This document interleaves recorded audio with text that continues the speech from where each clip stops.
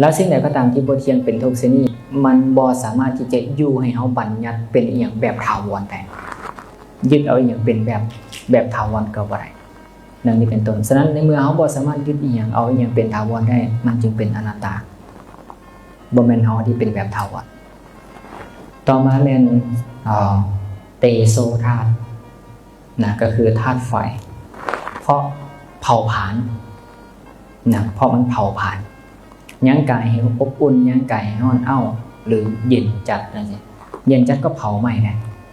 สภาวะของไฟคือเผาไหม้เป็นบอกเวลาพวกเขาเจ้าอยู่ในอากาศหนาวเวลาเขาเจ้าบ่มีแนวห่มมันเย็นจัดมันเผาไหม้เหมือนกันยังกายให้แตกสลายได้ฉะนั้นคำว่าไฟนี้นอกจากร้อนแล้วก็คือทำหน้าที่เผาไหม้ทำหน้าที่เผาไหม้ฉะนั้นต่อมาก็เป็นวายโยก็คือธาตุลมนะเพราะอย่างจึงเป็นวายโยเพราะว่ามันพัดพามันเคลื่อนที่มันเน่งติงมันสั่นไหวเข้าแล้วก็ออกเข้าแล้วก็ออกหรือพัดพาซึ่งตอนนี้เราก็ทำหน้าที่ของเราไฟก็ทำหน้าที่ของไฟแสดงสภาวะของความเป็นไฟลมก็ยังคงทำหน้าที่ของลมแสดงสภาวะของความเป็นลมน้ำก็ยังคงเป็นน้ำแสดงหน้าที่ของความเป็นน้ำดินก็ยังคงเป็นดินในตอนนี้ก็ยังคงแสดงสภาวะแข็งอยู่เสมอเจ้าสิบอกว่าเป็นอย่างค่อยก็ยังแข็งของค่อยอยู่แบบนี้แต่ว่าทุกๆอย่างแสดงความจริงอยู่เสมอบ่แปรปรวนนั้นธรรมะคือความจริงที่ปรากฏอยู่ตรงหน้าแต่ความจริงนั้นมันบ่เที่ยง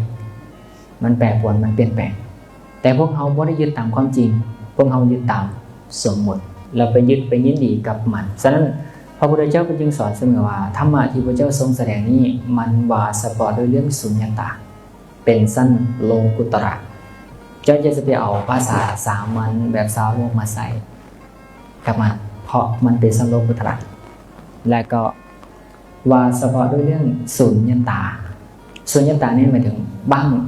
จากตนและของตนมันบ้างจากตนและของตนนี่คือพวกเขากำลังเรียนหัวเรียนสันคอหนึ่งคือทุกขสัจจะมาหูว่าทุกนี่อย่างไรและทุกเป็นอย่างไรเห็นปะเขาหูกันเลยว่าทุกคือขันธ์ห้ามันปะมีในเรื่องคือรูปขันธ์แล้วเนาะมีธาตุดินธาตุน้ำธาตุไฟและธาตุลมต่อมาเนี่ยจึงเป็นรูปที่อาศัยธาตุดินน้ำไฟลมปรากฏเกิดขึ้นเป็นเอิ้นว่าอุปทายรูปอุปทายรูปซึ่งเป็นรูปที่อาศัยธาตุดินน้ำไฟลมนี้เกิดขึ้นซึ่งในจุดนี้ในพระสูตรบ่ได้อธิบายลงลึกรายละเอียดไว้แต่ในส่วนพระไตรปิฎกภาคอภิธรรมเพิ่นจะขยายความไว้ให้ซึ่งจะมีอยู่รูป18ก็มีหรือรูป28ก็มีตัวอย่างเช่นตาก็เป็นรูปแต่เป็นรูปที่เกิดจากกรรมหูก็เป็นรูปใช่ไหมดังลิ้นกายภาวะความเป็นหญิงภาวะความเป็นชายอันนี้ก็จะเป็นรูปแต่ว่าในขณะนี้ก็ยังคงมีธาตุดินน้ำไฟลมมีแต่ว่าตาเนี่ยเป็นรูปที่เกิดจากกรรมเป็นรูปที่เกิดจากกรรมมีกรรมเป็นมูลเหตุซึ่งบางคนตาใหญ่บางคนตาน้อยบางคนตาเลบางคนตาเห็นแจ้งเห็นใกล้เห็นไกลมีโรคพยาธิทั้งตาหลายๆอย่างด้วยเกิดจากเหตุปัจจัยแต่ว่ามีธาตุดินน้ำไฟลมมีเพราะนี่เป็นประธานเพราะมันอาศัยอันนี้เกิดขึ้นพอมันอาศัยอันนี้เกิดขึ้นดังนี้เป็นต้นแต่ที่ว่ามาทั้งหมดนั้นก็แล้วแต่บ่เที่ยงเหมือนกันมีความแปรปรวนนี่เอื้อนว่ารูปขันธ์เป็นอย่างนี้ให้เข้าใจสภาวะความจริงของมันก่อนเนาะทีนี้ต่อมาแม่นเวทนาเพราะอย่างจึงเอื้อนว่าเวทนาเพราะเสวยอารมณ์เสวยอารมณ์ที่เป็นสุขแดงเสวยอารมณ์ที่เป็นทุกข์แดงและก็เสวยอารมณ์ที่เป็นอุเบกขาและก็เสยแดงฉะนั้นเวทนาคือการเสวยอารมณ์ที่เป็นสุขแดงเป็นทุกข์แดงและก็อารมณ์เสยแดงแต่เวทนาทั้ง3นี้เนี่ยบ่เที่ยงสุขเวทนาเกิดขึ้นก่อดับทุกขเวทนาเกิดขึ้นก่อดับเหมือนกันแม้แต่อารมณ์เสยๆก็เกิดขึ้นแล้วก็ดับนั่นหมายความแม้นตัวเวทนาที่ไปเสวยอารมณ์สุขเสวยอารมณ์ทุกข์ตัวเวทนานั้นก็เกิดดับเหมือนกันเห็นบ่เพราะเมื่อสุขเกิดขึ้นมันจึงเสวย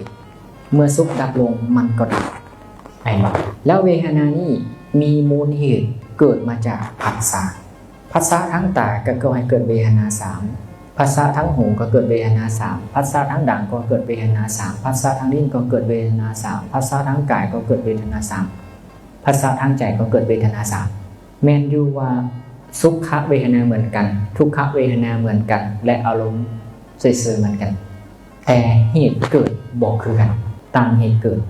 ฉะนั้นเวทนาจึงรวมได้อยู่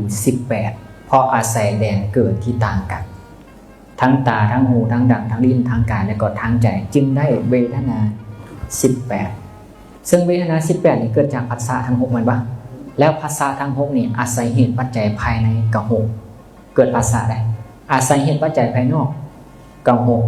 18 บวก 18เป็น36นี่คือปัจจุบัน36อดีต